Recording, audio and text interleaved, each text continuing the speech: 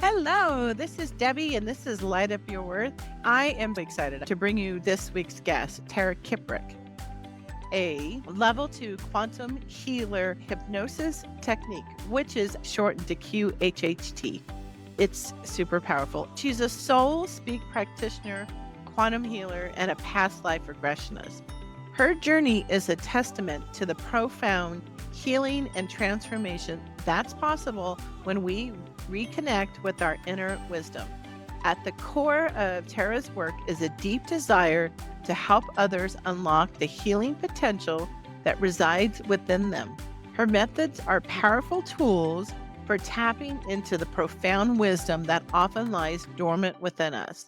Through these techniques, Tara guides clients on a journey of self-discovery, assisting them in uncovering the keys to a more vibrant, fulfilling, and harmonious life. Whether you're seeking to address physical, emotional, or spiritual challenges, Tara's compassionate and electric approach can be your guiding light to the path to healing and self-realization. She invites you to explore the depths of your own being, embrace your inner wisdom, and embark on a transformative journey towards holistic being and a more profound understanding of yourself. Welcome, Tara. Thank you. I'm so happy to be here. Oh, I really am so excited. I am just so fascinated by QHHT. I would love to hear how you would explain it. Absolutely. QHHT or Quantum Healing Hypnosis Tech is a technique developed over 45 years by Dolores Cannon. It allows you to turn your attention in, and it couples past life regression with connecting to yourself, the part of you that really is connected to universal knowledge, the part of you that has access to instantaneous healing, that knows it all, has all the answers. Mhm. It's really a really profound modality, and the fact that it took past lives and all the things that go along with that, which I'm sure we'll get into, it just makes it for a very in-depth, very trans healing. What always fascinates me about it is that there's hypnosis, and then you have the quantum field, which, all the energetic healing modalities are working in the quantum field. But to have merged the two, to me is mind blowing. When I decided to have you on, was that I wanted to take a look at those from the perspective of QHHT and how that really impacts our like wealth consciousness or our money stories. I want to hear about your unique approach to money and QHHT. Absolutely. It's the things that happen in our life. We're taught certain things, we experience certain things, which make us think a certain way about money, feel a certain way about money, all those beliefs that we've adopted from everyone else. We don't always sit, we're not aware of it, but we carry things over from our past lives. That can include the way we feel about money, whether it's take vows of poverty. It could even be something that you said, whenever it is, let's say you had a horrible experience with money and it made you do things you weren't proud of. So you made a decision to never be that way again.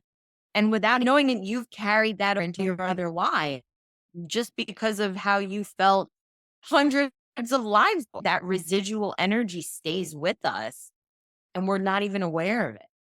Oh, that's what's fascinating is that when you say that, I saw a couple of my past lives. I see them like it's like I'm watching a little TV. I could see just a tad of them to remind me of downloads or sessions I've had. A couple of them popped up. I have wealth. It's always so interesting when you think about how past lives affects us. Because I think sometimes of like events, like I'm afraid of heights. That was a past life thing. I've never really connected the money part of it. Maybe I was a nun or a priest. Or I've heard this, but not how past lives can connect in. I'm fascinated to find out how the technique works. How do you discover that? Like, first, you have to figure out what your past lives were, because there's so Mhm. many. And then which ones are the ones with the, say, the wealth or the financial blocks. I work closely with the higher self. It had to do with your intention. Hmm. Sometimes you get it, sometimes you don't, but the higher self was what you need to work on, what you want to work on, how to move past. I don't guide people to any specific time or place. It's really up in the higher self to get together and talk about what they want to run, and then the higher self knows where to bring them. Yeah. And then tell me, what is a karmic imprint? I think that's like what I was saying, or that when you've printed on yourself that Mhm. money is no good for you, or Okay. any kind of experience, whether you did something with your money that you felt like made you not a good person or changed you behave, treated other people. So you've now been like, oh, no, I can't. And again, we say now money is the root of all evil and things like Mhm. that. So you imprint on yourself. It could also be that maybe wealthy in many other lives, and now you need to experience the other end of that. 'Cause we need to have all the different experiences to ascend and to evolve. And that goes for being kings and queens and fools, and that goes to being poverty stricken on the streets. The good thing about it is any point in time, you can choose to change your experience. You don't have to live a lifetime of poverty to know what poverty is. Yeah. That's the thing I think that kind of trips us up sometimes. It's, oh, the experience of it, we push against it, which just creates more of it when really, how long take you to understand what being broke is? A day, an hour, a month? You've experienced it. Now you can change and move on, but we get stuck in that mindset. Yeah. That's really powerful because I know I work with people with their limiting beliefs of helping them rewrite their money stories. And a lot of it we pick up from 0 to 7, but here on this lifetime. But then you add in the karmic loops, the past lives, and then in how we can go through money traumas to create what abundance means to us.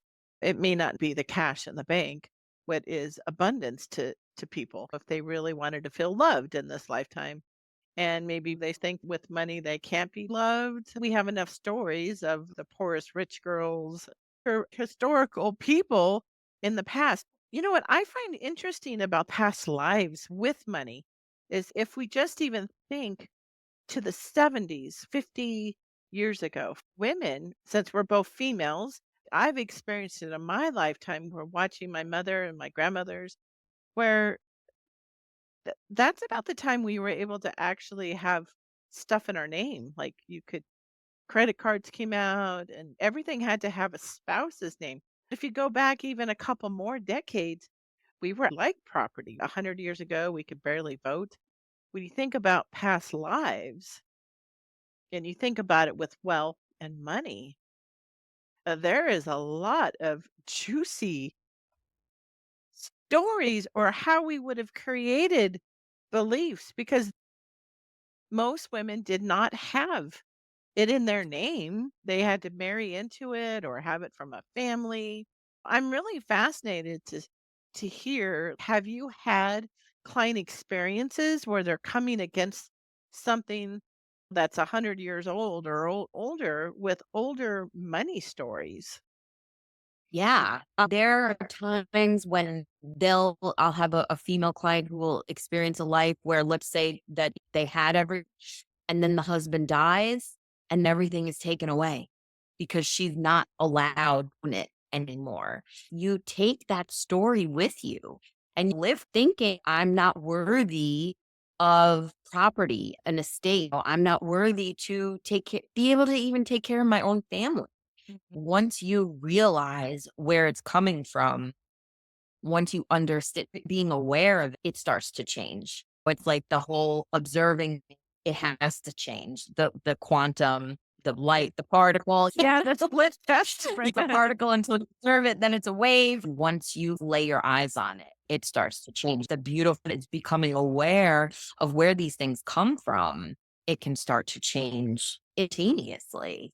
I find it fascinating. I do work on generational trauma with women on my own specific family. That's like my book that I will one day publish. When I think about that, one of the ways I always look at it was that was really much easier for myself to even digest was that the movie Titanic, where the mother's putting all the pressure, the father had lost all the money. Now she's having to she's being forced to marry the rich person to be able to take care of the mother.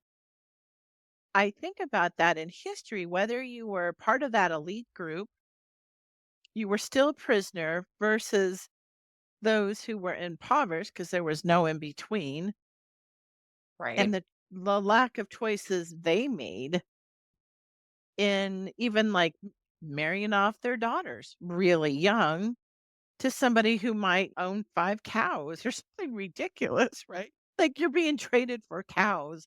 And for what still in poverty, many of us as females are out there running up into these past lives with some really basic stuff. And yeah, that is not uncommon. Like where woman gets married into wealth or the woman they marry good business move for the family, Mm. even if they come from money. Honored. Yeah, we have Princess Diana, right? She was a pawn. And Yeah. what Well, happens yeah. still in Hmm. other parts of the world, hopefully it doesn't happen much in the United States, it still can happen. It takes away your humanity almost. Yeah, it does. Now, if I flip back to limiting beliefs, what are some of the top limiting beliefs you are helping your clients work through? The main thing is the basic relationship people have with money, how they feel about money. How do you feel when you spend it, receive it, do things with it indirectly? The higher self will alter any limiting belief that's no longer serving. Sometimes they push them to work through it on their own. Abundance and feeling one of them that you have to really start to be aware because they could your belief about money, but if you don't change the way you feel when you spend or when you receive money, Mhm. that limiting belief could be there or not be there, but it feel or when you're trying to pay for something it doesn't matter. Leave you can make $1 million a year if you're gonna be penny pinching and the whole time. Mm. Ooh, that's a really important distinction. It's not always about what we're bringing in or even what we have, how we feel about it. If you were raised in where maybe there wasn't an overabundance of money or people were on a budget used in a derogatory way, and then you worked really hard and you made things happen and now you've accumulated a nice estate, you could still have that same feeling around wanting to spend it, so you don't And go back to that state. Mhm. you become afraid of losing it. Right. Now you got it and now you're afraid of losing it. So you hold it. The higher self always says like money is energy and money wants to be flowing. Just like energy. You know what I mean? To hold it tight, even if you have a lot, makes it want to leave you. To spend it with the thought also does it. It wants to be managed appropriately, just like energy, just like anything else, it's gotta have a good balance and flow. If you don't feel good about it, become aware if you're Mm. driving miles to find cheaper gas, that doesn't send out the message that you that sends the message that you're like, oh, 2 cents a gallon. Oh my God. I gotta make sure I save that. Yeah. That's a lot. That's a Mhm. feeling of lack. Yeah, I have found where I drive now, when I go up the road, it's a 90-minute drive, and about maybe a half an hour from the town that I'm going to, I've had to stop and get gas, and it's a tourist place here in Munns Park as I head into Flagstaff from Prescott, Arizona, because 'cause I'm out in the country, it's 15 minutes to get gas. So I'll get on the road and get it when I get off the interstate. I'll go up to Munns Park.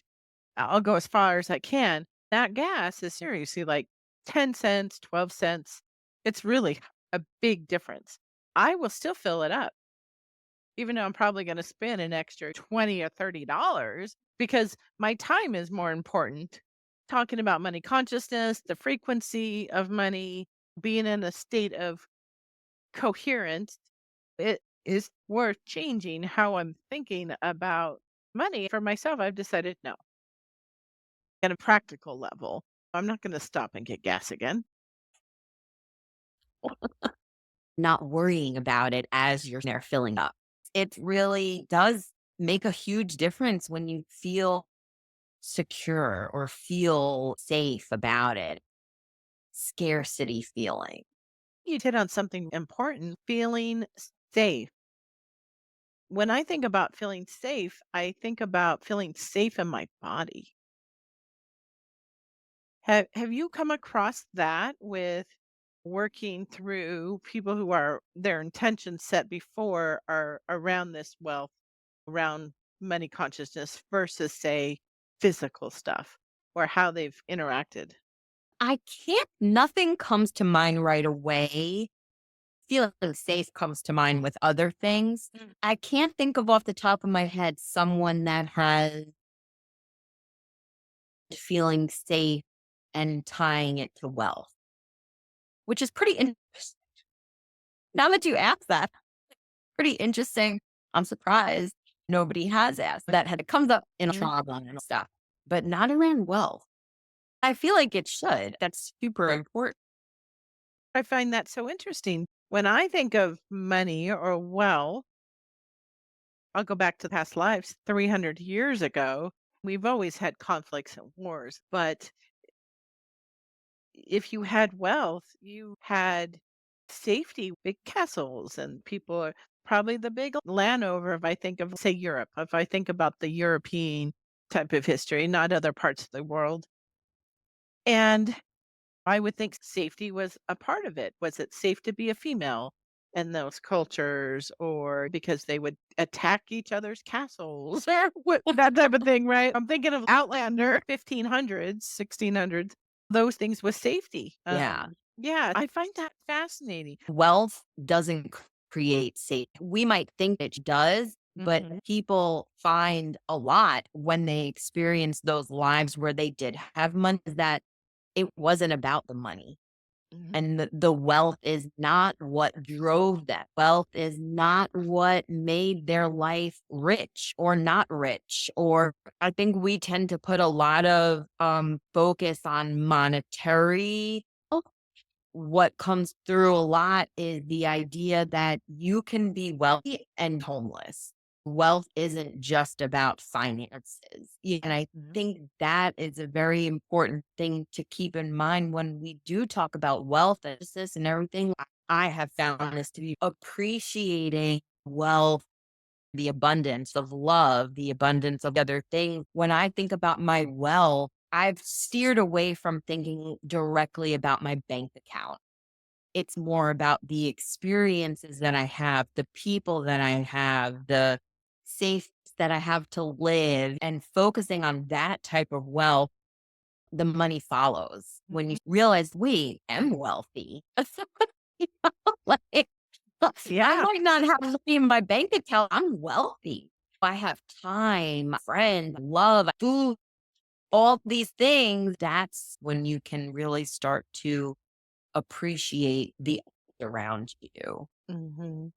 It's a big shift because we do live in a more materialistic type of society right now. We are making these conscious shifts from hustle culture to being of service and helping each other.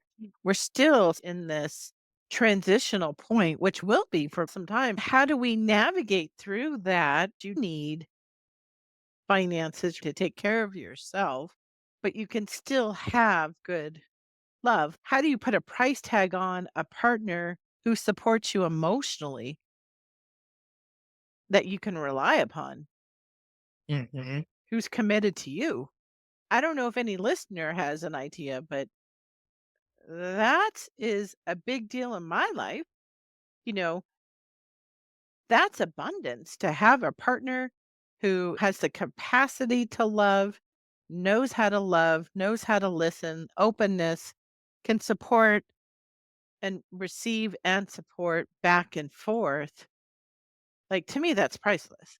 And that's abundance, as well as it's nice to have, of course, a home and no lack of food on my end, but some of the basics of survival, like the hierarchy of needs, of being able to meet those basics. I love that we're reframing what is abundant and how it is different for all of us, you know? I think that's a huge thing that's happening right now. People are redefining that. What does success mean to them? What does wealth, abundance, all of that? What does that mean? I feel like, at least for myself, and I feel like a lot of people that I encounter, we've been trying to attain success, or what society has been success for a long time. And we find ourselves very miserable, Mhm. tired, drained, and no closer to this elusive success when we step back and understand, wait, what does that even mean? What does success mean for me? What does wealth mean? What does abundance mean?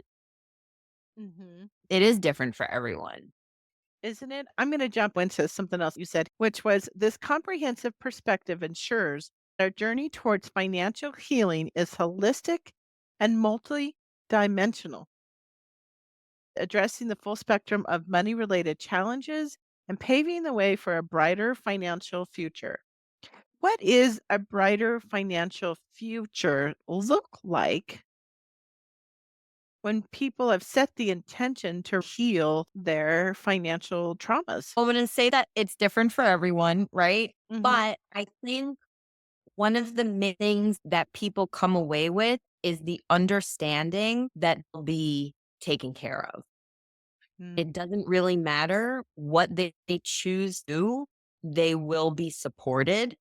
They can have that security that the universe, God, yourself is supporting you. You don't have to question it.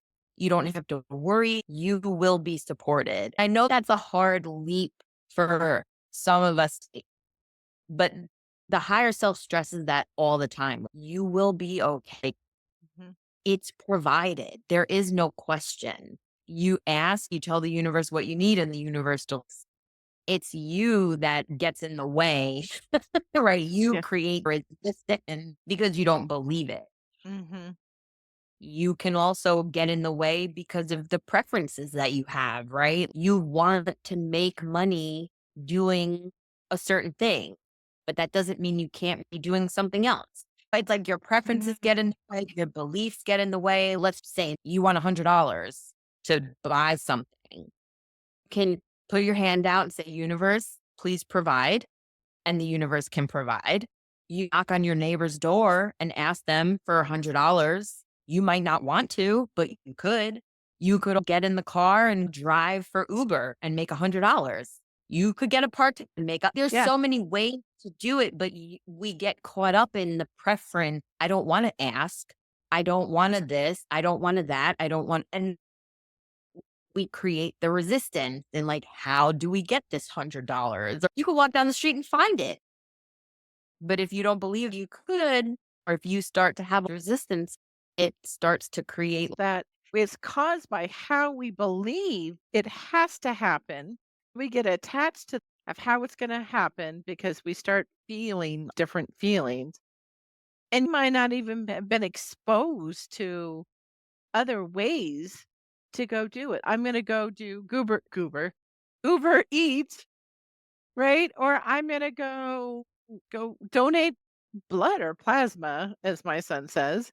There's some little instant ways to be able to do it versus, oh, I have to go make a certain amount at my day job, or I have to have so many clients if I'm an entrepreneur, say in some type of service to others through coaching or energy type of healing modalities.